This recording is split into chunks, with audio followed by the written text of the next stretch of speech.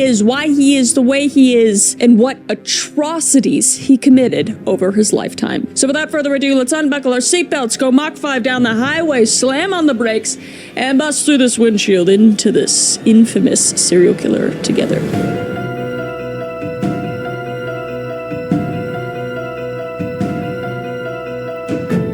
Jimmy Blue. Blue for diamonds.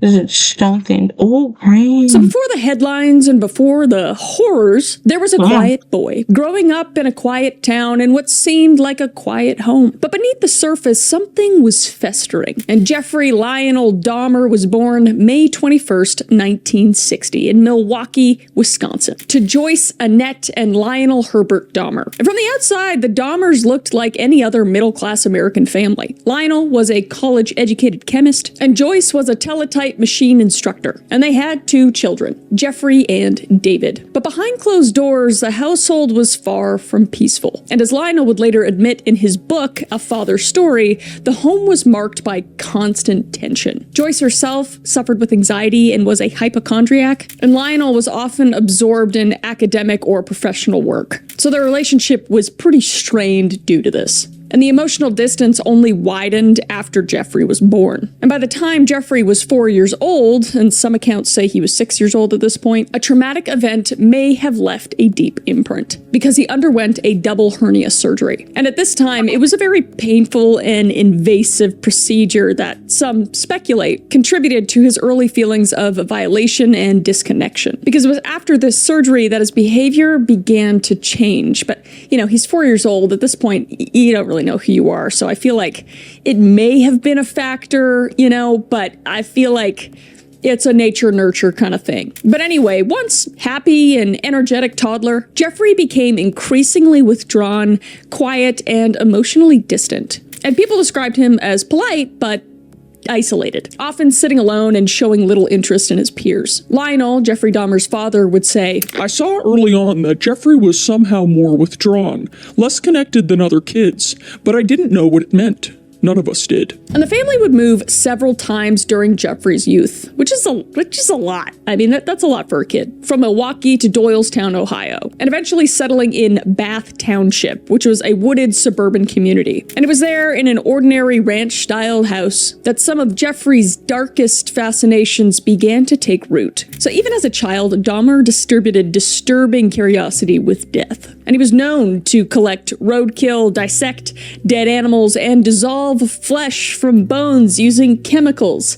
Like every 10-year-old does. And by every 10-year-old, I mean mostly not. Most not. Because this behavior just went beyond boyish curiosity. And at one point, he even impaled a dog's head on a stick in the woods. Red flags. And it may be important to note that Jeffrey's fascination did not actually lead him to animals, because he was obsessed with things that were already dead. So that's kind of good, I don't know. I could see like a parent being like, hey, don't play with dead things, but at this point, he's not going up to live animals and hurting them. He's just trying to find dead things. So, I mean, as a parent, I'd be concerned, but would I assume my son would grow up to be a serial killer at this point? Not just yet, but there will be signs. Because he did make note later in interviews that he actually once intended to kill an Irish setter, only to then skin it and dissect it. But when the dog looked into his eyes, he just couldn't do it. And then he let the dog go. Thank God. So there is a part of him that has that empathy, I guess. But by high school, Dahmer started to alcohol, and his alcoholism was daily and severe because he was drinking straight hard liquor during class, hiding bottles in his locker, and teachers just mostly turned a blind eye. Different time. At the same time, Dahmer was grappling with an intense inner turmoil because his emerging homosexuality and an obsessive desire for total control over others was all that consumed him. And at this point in his life, there were desires he didn't really understand. Again, different time. A little therapy and acceptance, who knows where he could have ended up, but that is not the case. And as we know, he would never learn to manage these things. So he began fantasizing about dominating unconscious men, even dead bodies, pretty early on. But in real life, he had no close relationships at all. He was very introverted. Like, he didn't have romantic, sexual, or platonic friends. So he was very, very much alone. And to top off that loneliness, his parents' marriage, already crumbling, ended in a divorce. And allegedly, his parents fought custody over who would get his little brother. But they didn't seem to worry too much about how Jeffrey would be affected, which can't imagine how that would be on the psyche of a lonely, depressed, very confused child. And in the summer of 1988, Jeffrey's life would change forever, because it was in this summer during a weekend where he would be left alone at home. And it was in that vacuum of no family, no supervision, and no connections that the dam finally broke. So it started with a hitchhiker. It was a warm summer afternoon, a house in the woods, and a teenager who would never make it to his concert. So just 3 weeks after graduating high school, 18-year-old Jeffrey Dahmer committed his first murder, as he knew his family would be gone for a few days. And for the first time, Dahmer was completely alone in the family home in Bath, Ohio, which is kind of crazy to believe that he was 18 and he'd never been home alone. But whatever, I digress. So on June 18th, 1978, Dahmer was driving down a rural road when he spotted a teenage hitchhiker. And that hitchhiker was named Stephen Mark Hicks, who was also 18. And he was shirtless and in the summer heat, and he was thumbing for a ride to a rock concert at Chippewa Lake Park. And Dahmer, seeing an opportunity, pulled over. I had fantasies about picking up a hitchhiker and taking him back to the house and having complete control and dominance over him. So he offered Hicks a ride, but suggested that they stop at his place to drink some beers before going to the concert. And Hicks agreed, and he had no idea what that invitation would cost him. So Jeffrey would drive Hicks to his house, they would go inside, and the two of them would drink and talk and listen to music for hours. But eventually, Hicks would stand up and say that it was time to leave, because he was going to a concert after all. And it was in that moment that something in Dahmer snapped. He would say in a later interview, I don't know exactly why I hit him,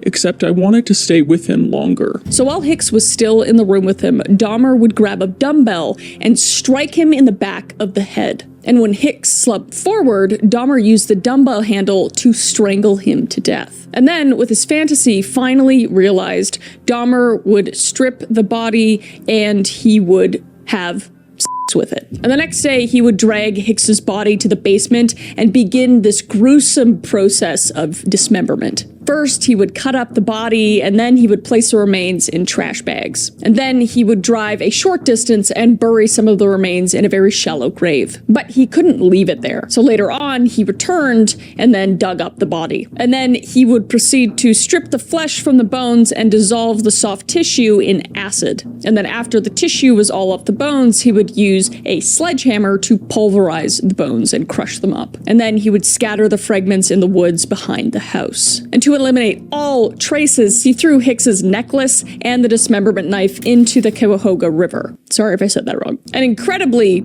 no one suspected him, and Hicks would be listed as a missing person. And after that, Dahmer's family wouldn't notice anything, and he would go off to college shortly after. But this would be his first and last kill for 9 years. Very long cooldown period, until he killed again. But given the meticulous detail of his first kill and how he got rid of it, it was clearly on his mind for a very, very, very long time. Like, the meticulous nature of how he got rid of Hicks' body is disturbing, to say the least. So after killing Stephen Hicks in June 1978, 18-year-old Dahmer was adrift. Having narrowly avoided detection for that first murder, he experienced a lull in his violent behavior, as we know. But his personal life at the same time was completely unraveling. And in the fall of 1978, Dahmer briefly attended Ohio State University at his father's urging. But he would drop out after 1 semester due to failing grades and rampant alcohol abuse. Don't abuse alcohol, kids. So with few prospects, he was persuaded by his father to enlist in the U.S. Army in January of 1979. But Dahmer's military service, not unlike his college time, was short-lived and revealing. He would train as a medic and was stationed in Baumholder, West Germany. Baumholder. Am I saying that right? I don't know. And initially, Dahmer was reported to be an average or slightly above average soldier. Nice. However, his chronic drinking problem persisted and worsened in the Army's barracks environment. I imagine a lot of guys were drinking back then to just get them through it. And by early 1981, his performance had deteriorated due to intoxication on duty. And military superiors decided his alcoholism made him unfit for service. So he would be honorably discharged. How are you honorably discharged from being an alcoholic? But okay, in March of 1981, after about 2 years in uniform. And while Dahmer did not commit any known murders at this time, disturbing allegations later emerged that foreshadowed his future crimes. Because 2 fellow soldiers, Billy Joe Capshaw and Preston Davis, those sound like movie star names, reported that Dahmer SA'd them during the service in Germany. And these incidences, if true, indicate that Dahmer was already acting on violent sexual urges, albeit short of murder, inside a constrained environment. And as we move through his life and through this case, we will find that this is a pattern. And he would later admit, just wasn't an opportunity to fully express what I wanted to do. There was just not the physical opportunity to do it then. Implying that his homicidal urges never went away. And after his discharge, Dahmer spent some time drifting aimlessly. And instead of returning home to Ohio immediately, he went to Miami, Florida in 1981. And he would take a job at a sandwich shop and attempted to live independently. But his alcoholism, again, don't abuse alcohol, kids, and inability to hold a job just led him to sleeping on the beach for a time. Basically just being homeless. And he eventually, obviously, ran out of money. So Dahmer would phone his father up for help and return to Ohio. And at this point, Lionel Dahmer, Jeffrey Dahmer's father, had remarried at this point to Sherry Dahmer. And they really tried to straighten Jeffrey out because he had failed so many times. But Jeffrey would be arrested for drunk and disorderly conduct shortly after. And he would be fined with $60 and given a 10-day sentence in jail. But by late 1981, it was decided that Jeffrey might do better with a change of scenery and more supervision. Thus, in late 1981, Dahmer was sent to live with his paternal grandmother,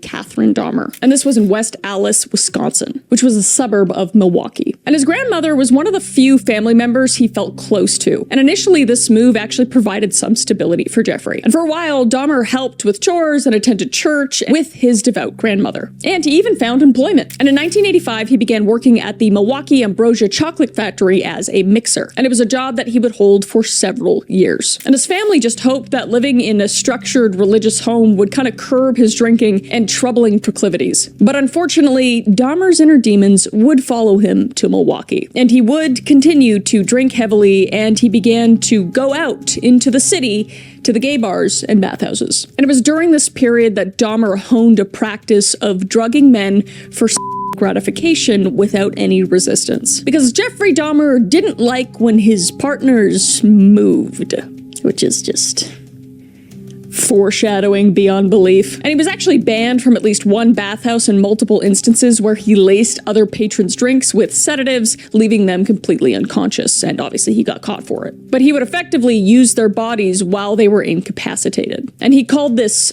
passive sex.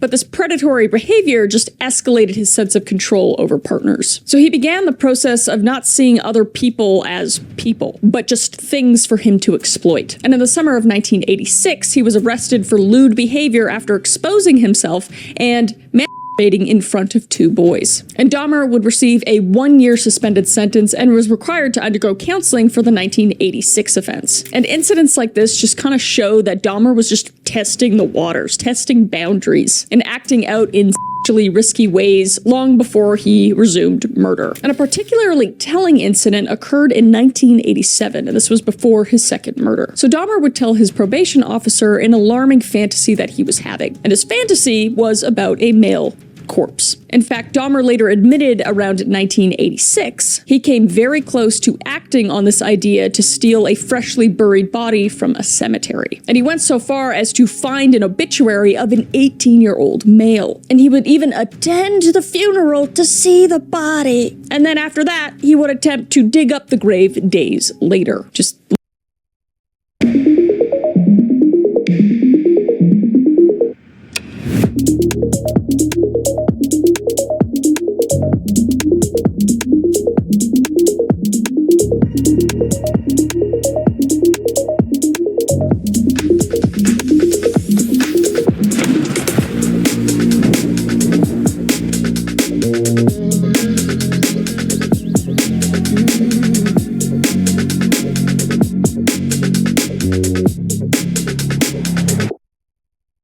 Ugh, nasty. But he would abandon this plan because the ground was too hard, and there was a dog in the graveyard that chased him off. So not because he had, reserved feelings, just because it was a little cold outside, basically, and there was a dog. So his necrophilic desires were reaching a breaking point. Because at this point, as we know, he was willing to break graves to satisfy them. But he still hadn't killed yet.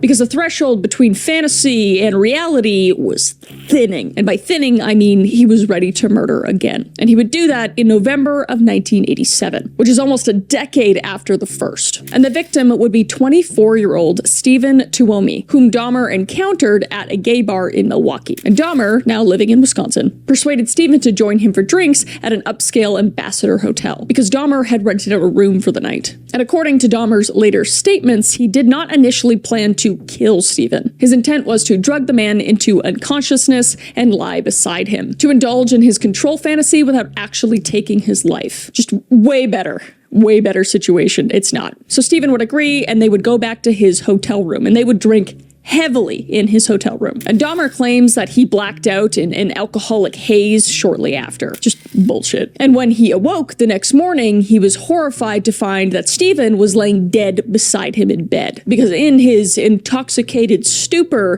Dahmer had savagely beaten Stephen to death. But he later insisted that he had no memory of committing this murder. And maybe it's true, but it doesn't matter regardless, because he was going to drug him and take advantage of him.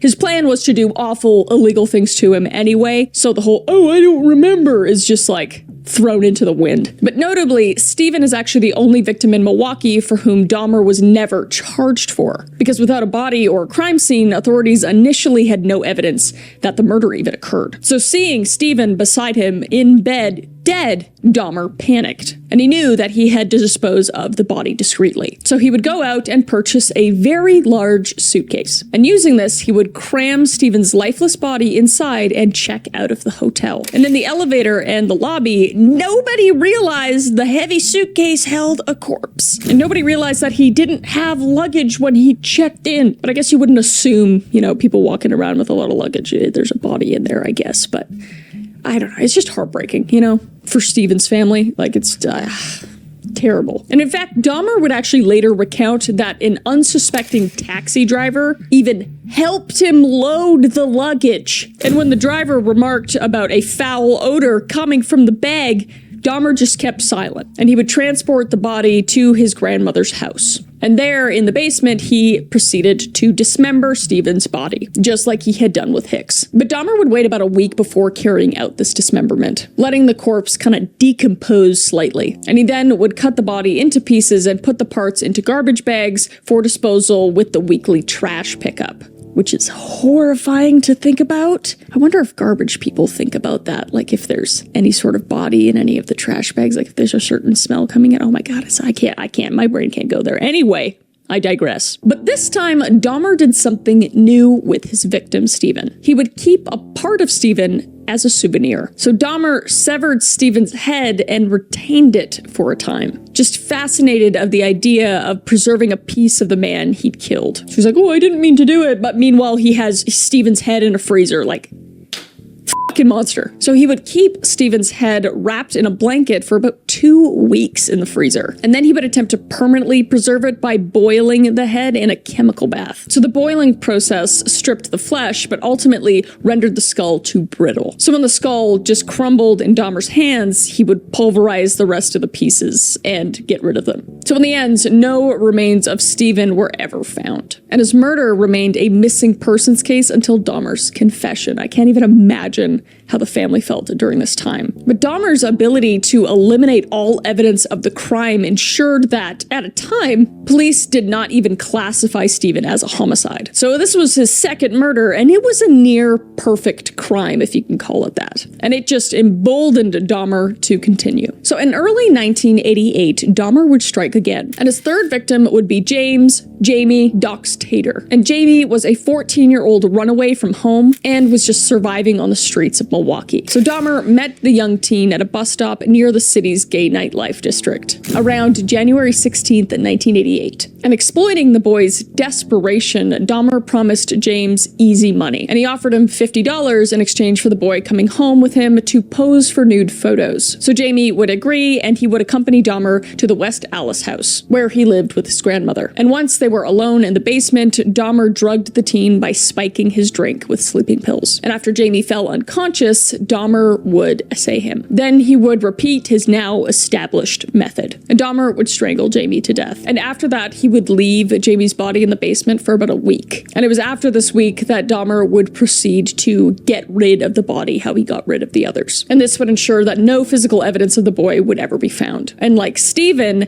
Jamie remained a missing person until Dahmer's arrest, when the killer provided details of the murder. So at this point, Jeffrey Dahmer was refining a very deadly routine. Approach a stranger, lure him with the promise of money or sex, drug him into unconsciousness, then strangle him, and then dispose of them. And he would learn how to carry out murder and disposal with chilling efficiency. So Dahmer's fourth victim was Richard Guerrero, and he was a 25-year-old man from Milwaukee. And on March 24th, 1988, Guerrero met Dahmer outside a gay bar in the city's south side. And Dahmer would approach him in the early morning hours and offered $50 for Guerrero to accompany him home for the night. And Guerrero unfortunately accepted. So Dahmer would bring him back to his grandmother's residence and follow his now standard script. He would spike his drink with sleeping pills and wait till he was unconscious. And then when he was unconscious, he would be strangled to death and essayed. So this was now just his MO, his pattern. And he often even went on to commit necrophilia, deriving a perverse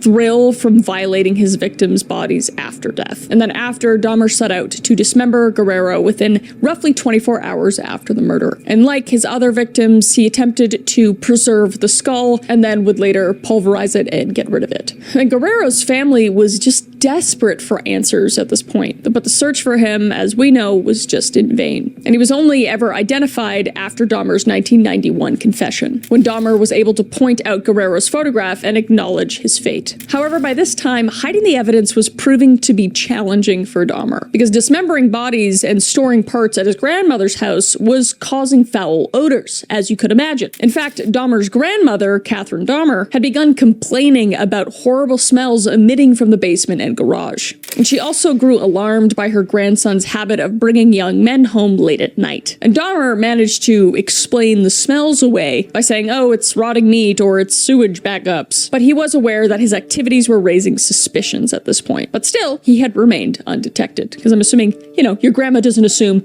that you're doing all the things she's doing. So after Guerrero, Dahmer lured a man named Ronald Flowers Jr. to his grandmother's basement. But that evening, his grandmother came down to check on him and saw the two of them together. And fortunately, this was before Flowers had passed out from the drugs Dahmer had given him. So Dahmer did not hurt Flowers that night. And instead, he actually took him to the hospital. Thank God for Grandma. Because Flowers, having been seen by Dahmer's grandmother that evening, ultimately just saved his life. And Dahmer knew that if anything were to happen to him, he would get caught. So by the summer of 1988, Dahmer had killed 4 people in Wisconsin without discovery. And the mounting decomposition odors and the grandmother's unease finally pushed Dahmer out of her home, because Catherine, disturbed by the smells and her grandson's odd business hours, she requested him to move out. And in September of 1988, shortly after Richard Guerrero's murder, Jeffrey Dahmer did move into his own apartment. And the move would lead to a temporary pause in his killings. But that pause, however, was not due to a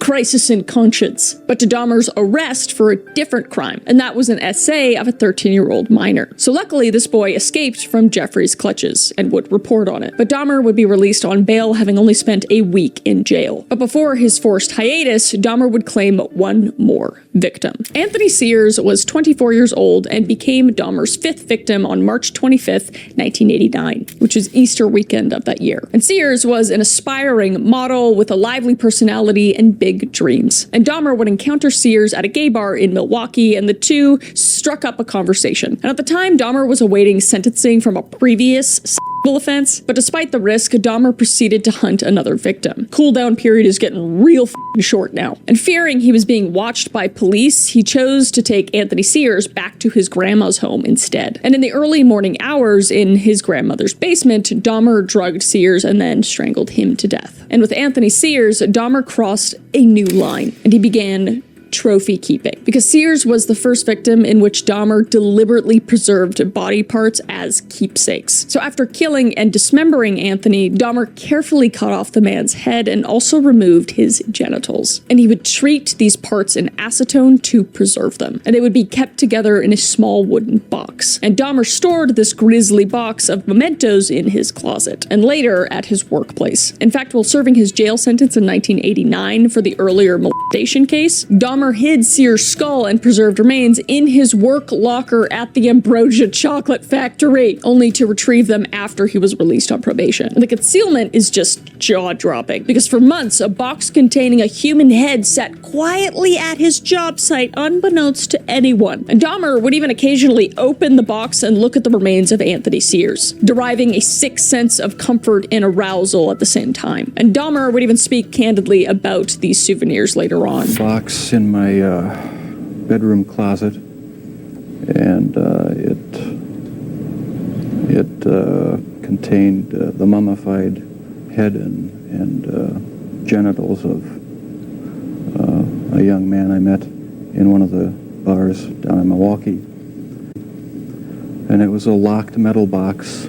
So preserving parts of his victims, Dahmer explained, was a way to possess them even after death. And it just fed his necrophilic urge to control. So by keeping body parts, Dahmer could relive the murders and feel that a piece of the person stayed with him. Oh, what the f***?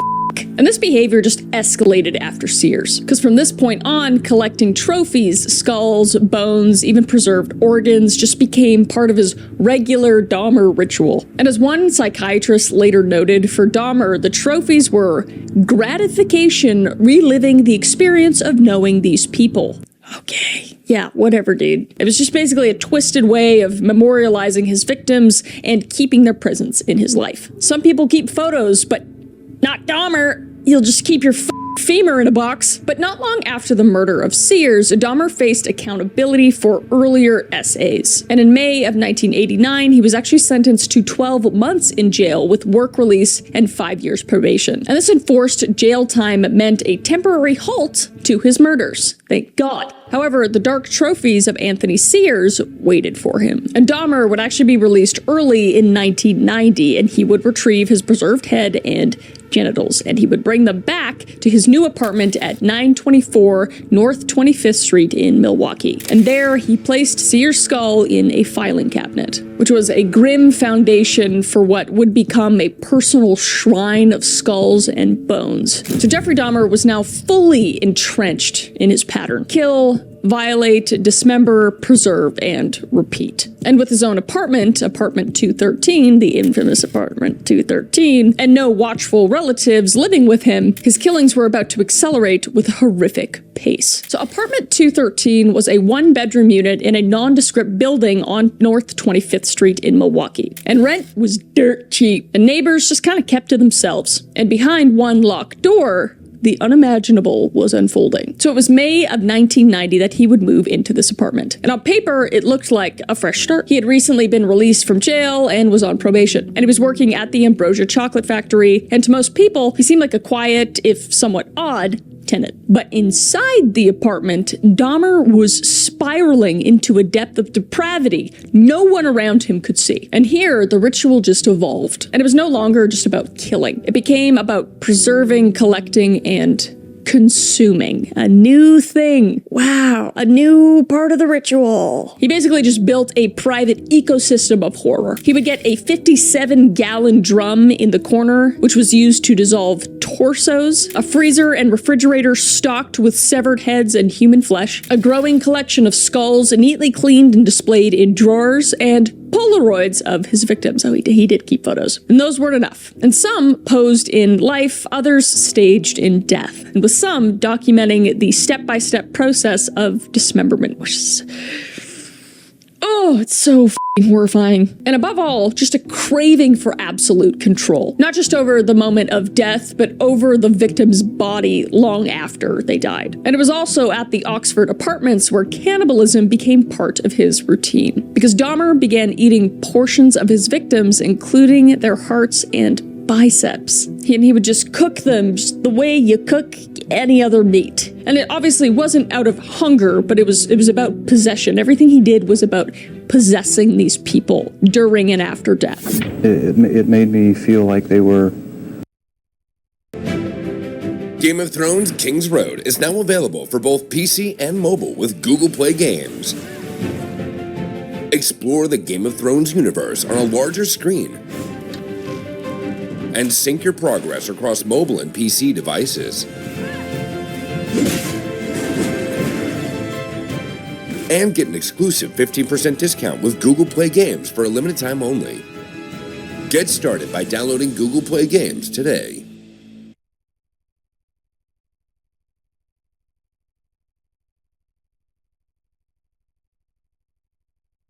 Inspired by Olay's #1 serum. Now for your shower. New Super Serum Body Wash from Olay.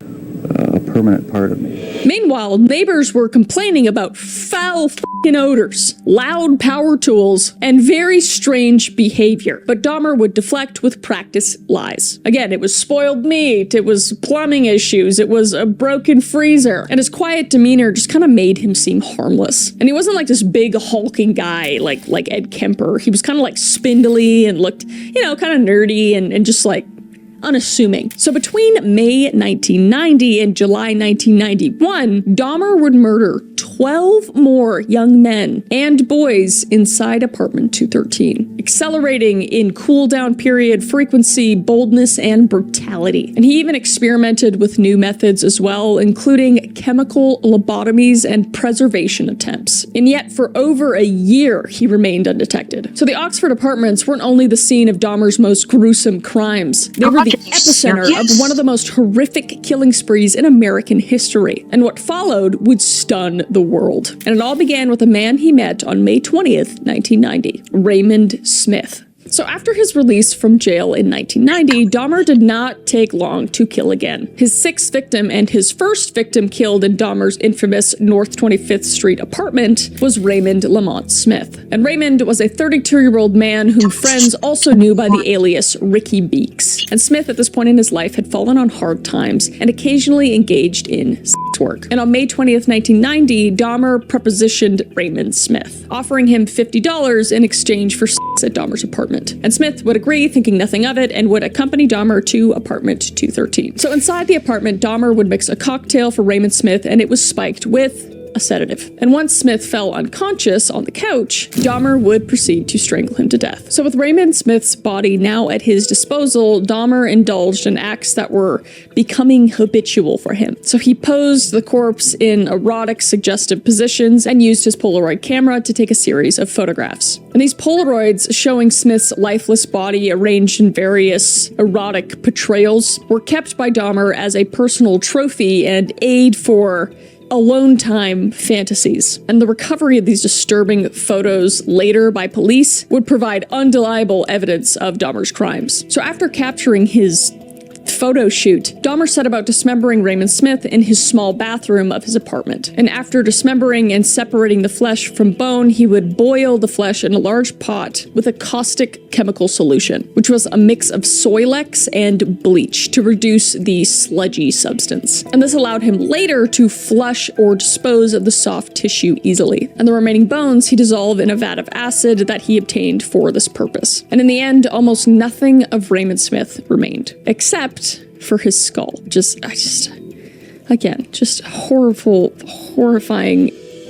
Every time I'm talking, I just think about the families and them having to hear about this, and it makes me want to throw up, and I feel so awful. Like I feel horrified for them. My heart Always goes out to the families with these cases. So Dahmer would keep Smith's skull and store it in the filing cabinet next to Anthony Sears' skull. And this is where his personal collection of human skulls would form. And not surprisingly, the process of dismembering and dissolving Raymond Smith produced very strong odors. And neighbors in the Oxford apartments noticed the foul stench emanating from Dahmer's unit. And when complaints were raised, Dahmer shrugged them off with an excuse. And he simply said that his refrigerator had malfunctioned and a bunch of meat spoiled inside, causing the terrible smell. And this lie apparently placated people for the time being. And remarkably, no one investigated further at that moment. And it would be just a few weeks later, in June of 1990, that Dahmer would kill again. This time experimenting with a new method of preserving his victims. So the 7th victim was Edward Warren Smith, and he was a 27-year-old acquaintance of Dahmer's. And despite sharing a last name, Edward Smith was not related to Raymond Smith. So Eddie Smith was known in Milwaukee's gay community and was known to be very friendly. And he even had a nickname, the Sheik, for his habit of wearing a turban-styled bandana. And it's believed that Dahmer met Eddie Smith at a bar and lured him on the pretext of just hanging out and making some easy money, much like his prior victims. And in late June 1990, Smith went to Dahmer's apartment 213, and like the others, was given a sedative-laced drink. And once incapacitated, Dahmer would strangle him to death. But what distinguished Edward Smith's case was Dahmer's attempt to retain the body instead of immediately disposing of it. So after killing Smith, Dahmer placed the body in his apartment chest's freezer instead of dismembering it right away. And he had hoped that freezing might prevent the corpse from decomposing. And this was an experiment to see if he could have a long-lasting specimen. And for several months, Smith's frozen corpse was kept intact. And perhaps Dahmer just fantasized that he could revive it, or at least that would satisfy his necrophilic urges to have an unrotted body at his disposal. But unfortunately for Dahmer's aims, the experiment failed, because the freezing process caused the tissues to become dried out and freezer burned. So when Dahmer eventually thawed the body, he found it had decomposed badly and was not in a condition to be preserved or displayed. So frustrated, Dahmer proceeded to get rid of Edward Smith's remains entirely. And he defrosted and dismembered the body and then used his now standard method of destruction, acid and pulverization. In fact, Dahmer actually tried another tactic. He actually attempted to dry Smith's skeleton in his oven, which caused the bones to explode from heat. I just need a minute. It's a lot. Are you good? You good to continue? All right, we're going to continue. So this obviously ruined any chance of keeping the skeleton intact. And in the end, Dahmer disposed of all of Eddie Smith's remains. So not a single bone or body part was recovered by the police in 1991 when he was eventually caught, meaning Dahmer successfully destroyed all of the evidence. And he had derived a sort of excitement from the idea of keeping a whole body or significant parts of one. And when asked about Edward Smith, Dahmer laminated that the freezing had ruined the flesh, and he was upset that he did not get to keep any of Smith's body parts. And this failure may have spurred him to refine other methods of preservation in subsequent murders. And it's notable that around this time, Dahmer's murderous focus was intensifying. And he was killing roughly one person a month in 1990 and finding new ways to fulfill his disturbing fantasies. Because preserving skulls was just no longer enough for this guy. He wanted entire bodies, or at least larger sections, to keep with him. So the tragic case of Edward Smith illustrates the escalation. And sadly, this meant that Edward Smith's life was gone and even his remains were lost to his grieving family. And in early 1990,